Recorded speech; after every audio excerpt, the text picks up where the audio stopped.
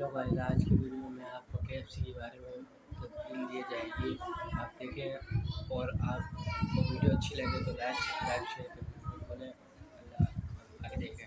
पड़ा क्योंकि पहले फ्राइड चिकन को बनाने में 30 मिनट लगते थे, जिसकी वजह से कस्टमर्स को बहुत वेट करना पड़ता था। इस मसले की वजह से हार्लैंड के रेस्टोरेंट का इमेज खराब हो रहा था। लेकिन इस मसले से निपटने के लिए हार्लैंड ने एक नई ट्रिक आजमाई और चिकन को पैन में फ्राई करने के बजाय प्रेशर कुकर में फ्राई किया। हैरत अंगेज तौर पे ये ट्रिक काम कर गई और 30 मिनट में पकने वाली चिकन सिर्फ 8 मिनटों में ही तैयार हो जाती थी।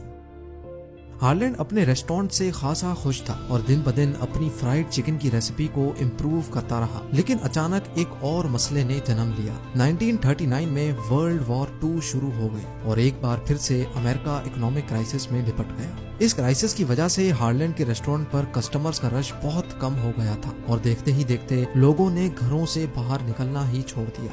हालात यहाँ तक पहुँच गए कि अब हार्लैंड को गुजारा करना मुश्किल हो गया। इसी वजह से 1942 में जब हार्लैंड 52 इयर्स के थे, तब उन्होंने हार्लैंड सैंडर्स कैफे को ताला लगा लिया।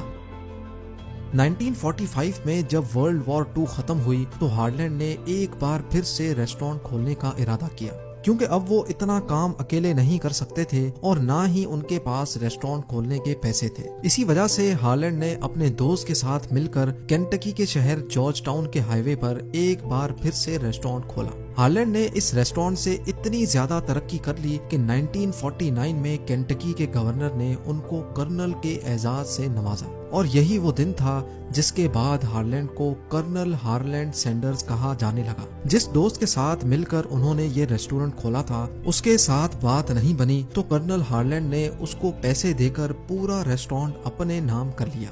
दिन गुजरते गए और कर्नल हार्लैंड की फ्राइड चिकन फेमस होती चली गई। एक दिन कर्नल हार्लैंड को एक रियल एस्टेट एजेंट की कॉल आई, जिसने उनको रेस्टोरेंट बेचने की बहुत अच्छी ऑफर दी। वो एजेंट कर्नल हार्लैंड का रेस्टोरेंट $1,64,000 में खरीदना चाहता था। वो एजेंट कई मर्तबा यही ऑफर देता रहा, लेकिन कर्नल हार्लैंड किसी भी सूरत ना माने और यहीं एक और मुसीबत ने जन्म लिया। 6 महीनों के बाद गवर्नमेंट ने एक न्यू हाईवे प्रोजेक्ट लॉन्च किया, जिसकी वजह से सारी ट्रैफिक यहाँ से बाईपास हो गई। अब कर्नल हार्लैंड के रेस्टोरेंट के सामने से 90% ट्रैफिक खत्म हो गई और ऐसे ही उनकी सेल्स भी 90% टूट गई। अब कर्नल हार्लैंड के पास और कोई ऑप्शन नहीं बचा था। जो एजेंट $1,64,000 की ऑफर दे रहा था, वो अब $80,000 में भी खरीदने को राजी नहीं था। आखिरकार जैसे तैसे करके $75,000 में कर्नल हार्लैंड ने ये रेस्टोरेंट भी बेच दिया। इस वक्त कर्नल हार्लैंड की एज 65 थी और उनके पास सोशल सिक्योरिटी के $105 के अलावा कमाने का और कोई जरिया नहीं बचा था। जिंदगी में कई बार नाकामियां देखने के बाद 65 इयर्स की एज में कर्नल हार्लैंड को आइडिया आया कि क्यों ना अपनी फ्राइड चिकन रेसिपी को फ्रेंचाइज किया जाए, जिसके लिए उन्होंने अपनी रेसिपी को केंटकी फ्राइड चिकन के नाम से रजिस्टर करवाया। वो अपनी दूसरी बीवी क्लॉडिया के साथ मिलकर अपनी कार में एक कुकर और चिकन के साथ अमेरिका के मुख्तलिफ रेस्टोरेंट्स विजिट करते। वहाँ उनको अपनी चिकन पकाकर खिलाते। अगर रेस्टोरेंट के मालिक को उनकी चिकन पसंद आती तो वो हाथों हाथ उनसे राइट्स खरीद लेता था। हर एक चिकन पर कर्नल हार्लैंड को 4 सेंट्स दिए जाते थे। कर्नल हार्लैंड अपनी गाड़ी में घूमते गए और अपनी रेसिपी का नेटवर्क बढ़ाते चले गए। कर्नल हार्लैंड ने अपने इंटरव्यू में बताया कि कई बार उनको रातें भी अपनी गाड़ी में ही गुजारनी पड़ती थी। जहां उनकी रेसिपी सिर्फ केंटकी में फेमस थी, वहीं अब पूरे अमेरिका में कर्नल हार्लैंड सैंडर्स के नाम का चर्चा होने लगा। 8 सालों के बाद जब कर्नल हार्लैंड 73 इयर्स के हुए तो वो 600 से भी ज्यादा रेस्टोरेंट्स को अपनी चिकन की फ्रेंचाइज दे चुके थे। लेकिन अब चूंकि कर्नल हार्लैंड की एज बहुत ज्यादा हो चुकी थी और वो ये सब कुछ मैनेज नहीं कर पा रहे थे। इसी वजह से 1964 में कर्नल हार्लैंड ने KFC कॉरपोरेशन केंटकी के एक बिजनेसमैन को $16.5 मिलियन में सेल कर दी, जो तकरीबन 1 अरब 24 करोड़ बनते हैं। लेकिन उस डील में ये तय पाया कि KFC के लोगों में हमेशा कर्नल हार्लैंड सैंडर्स की तस्वीर ही रहेगी और कर्नल हार्लैंड ही KFC की तरफ से टीवी इंटरव्यूज पे जाएंगे। यानी KFC चलाएगा कोई और, लेकिन उसका फेस कर्नल हार्लैंड सैंडर्स ही रहेगा। जिसके लिए कर्नल हार्लैंड को KFC की तरफ से $6,250 की सैलरी पे रखा गया।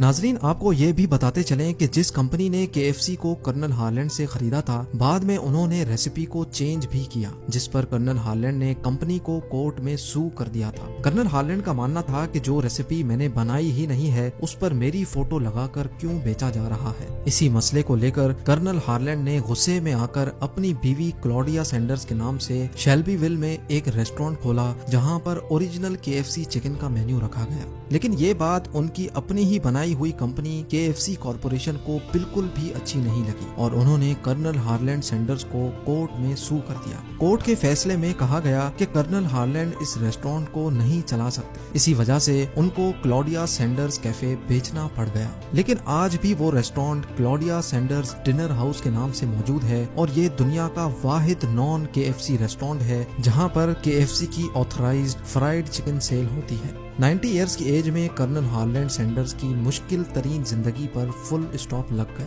इस वीडियो का अपन यहाँ पर एंड करते हैं। आपको मिलते हैं नेक्स्ट वीडियो में, क्योंकि आज की छोटी वीडियो थी, पता चल रहा है छोटी अब KFC के बारे में बता देते हैं।